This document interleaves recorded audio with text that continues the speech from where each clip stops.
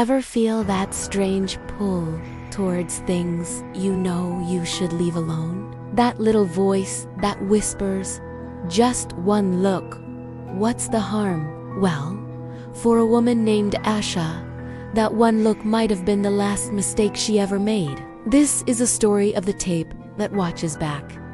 Asha was doing some much-needed spring cleaning in her old, dusty attic. You know how it is: cobwebs, forgotten memories, and piles of junk. While trying to move a broken suitcase, her fingers brushed against something hard and rectangular. She pulled it out. It was an old VHS tape, thick with dust. There was no case, no brand logo, nothing to identify it except for a small piece of peeling masking tape. On it, 2 words were scrawled in faded ink: "Watch me." At first, she laughed it off. It had to be a prank, right? Maybe something her older brother had left behind years ago. But the tape felt strangely heavy in her hand. The simple command, "Watch me," felt less like a title and more like a dare. Curiosity, that relentless human trait, began to gnaw at her. She just had to know what was on it. Downstairs, she unearthed her dad's old VCR from a closet, a relic from another time. Connecting it to her modern flat-screen TV felt almost absurd. The tangle of cables, the clunky machine, it was a ghost from the past. With a deep breath, she slid the mysterious tape into the slot. The VCR word groaned, and then with a loud clunk, it began to play.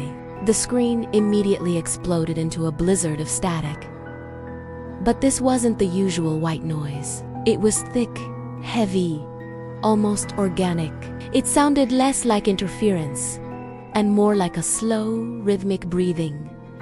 Filling the room, Asha leaned closer, her heart starting to beat a little faster. Slowly, an image began to bleed through the static. It was blurry at first, but then it sharpened into focus. Asha's blood ran cold. She was looking at her own bedroom. Every detail was perfect. The band posters on the wall, the string of fairy lights draped over her headboard, even the faint, uneven crack that snaked its way up the wall near her window. It was her room, no doubt about it. But something was terribly wrong. The angle. The footage was filmed from a high corner, looking down, as if the camera was hidden inside her closet. It was the perspective of something hiding, something watching. A wave of nausea washed over her. On the screen, she saw herself, fast asleep in her bed, the covers pulled up to her chin.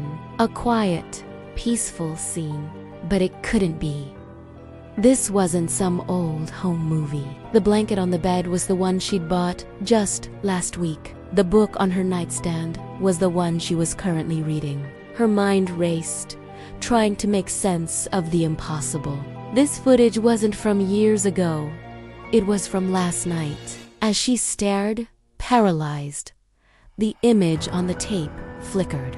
The camera's viewpoint began to shift, tilting downwards, as if whoever or whatever was filming was lowering itself to the floor. The movement was slow, deliberate, like a predator stalking its prey. The camera crawled out from the closet's shadow and crept across the bedroom floor, inch by silent inch. And then she saw it. From the deep shadow next to her bed, a figure began to emerge. It was impossibly tall and unnaturally pale.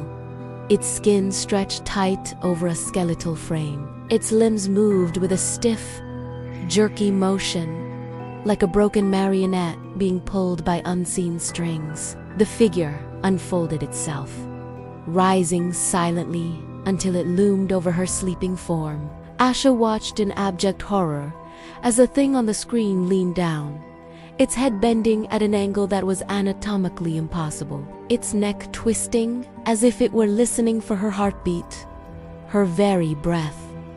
Suddenly, the tape glitched violently. The image dissolved into static, and for a split second, a single frame of black flashed on the screen. On it, in stark, white letters, were 4 words. "I'm still in the room." Usha's breath hitched in her throat, a strangled gasp. Her hand shot out, fumbling for the remote. She slammed the pause button. The image of the grotesque figure leaning over her bed froze on the screen. The room fell into a dead, suffocating silence. And then she heard it, a sound from right behind her, a faint, dry click. It came from inside her closet door. Her body locked up, every muscle screaming at her not to move.